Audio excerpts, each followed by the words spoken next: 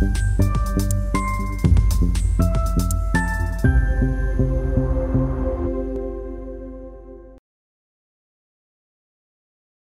je m'appelle Karine Durand, je suis spécialiste des phénomènes météo extrêmes, je suis aussi présentatrice télé et experte en communication sur l'environnement. Alors on peut me voir sur CNews entre autres, parfois sur C8 également, et je travaille également pour le site de sciences Futura et je suis aussi conférencière internationale sur des sujets liés à l'environnement.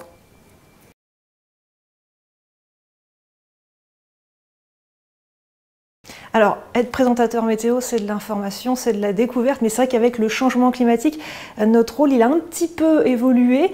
On passe à la télévision tous les jours pour certains, donc c'est vraiment à nous de faire passer le message lors du bulletin météo, lors des interventions qu'on peut faire sur les journaux télé. C'est vrai qu'avant, dans le passé, la météo, c'était bien plus axé loisir. Est-ce que je vais avoir du beau temps pour mon mariage, mon match de foot, etc. Maintenant, la météo, c'est vraiment une question de sécurité, de prévention. On le voit avec le développement des alertes météo. C'est vrai qu'en tant que présentateur, on a ce rôle maintenant très axé, conseil, sécurité, surtout en cas d'alerte avec ces phénomènes météo qui sont parfois extrêmes. On l'a vu ces derniers temps avec la canicule qui présente un risque énorme pour la santé, mais aussi avec les violents orages.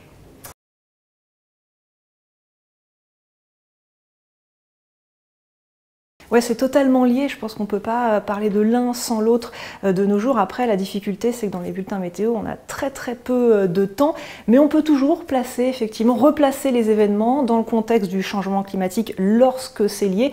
C'est notre rôle, je pense, d'ajouter quelque chose en plus que la carte météo. Les gens ne sont pas aveugles, ils voient bien la carte, ils voient bien les pictogrammes météo et les températures. Donc c'est à nous d'ajouter des infos en plus qui sont utiles au quotidien. Par exemple, sortez plutôt à telle heure ou pas à telle heure en fonction de l'événement météo, mais aussi expliquer les choses. On a un vrai rôle de vulgarisateur scientifique. Donc c'est vrai que lorsqu'un événement est lié au réchauffement climatique, il faut absolument qu'on en parle car c'est ça qui motive les gens également à prendre des actions.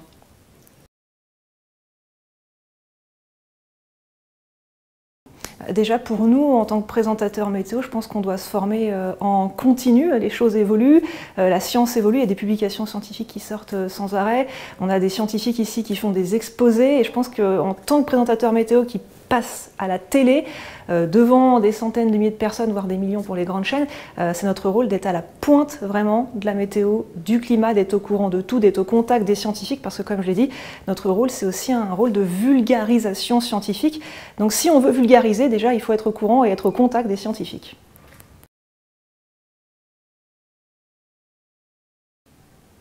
Alors je pense en étant le plus concret possible, en replaçant les choses dans le contexte. Alors on peut parler des moyennes, si on parle de chaleur, des moyennes de saison, reparler des événements du passé pour les comparer à ce qui se passe aujourd'hui, et après parler des conséquences. Je pense que la météo a vraiment des conséquences. C'est vraiment le phénomène qui a le plus de conséquences sur le quotidien des gens. Donc quelles sont les conséquences sur leur quotidien, comment ça va évoluer dans les prochaines années, dans les prochaines dizaines d'années. Voilà, il ne faut pas rester trop en surface, mais vraiment replacer dans le quotidien des gens. C'est vrai que quand on parle de climat, on a parfois l'impression que ça concerne le Bangladesh, l'Inde, mais pas la France. Et en fait, en France, également, on est très fortement impacté par le réchauffement climatique. On le voit en Méditerranée avec la sécheresse extrême. Ça, c'est vraiment l'événement le plus marquant. Les vagues de chaleur qui se multiplient depuis une trentaine d'années. Donc voilà, ça nous concerne aussi directement et ça, il ne faut pas hésiter à le préciser.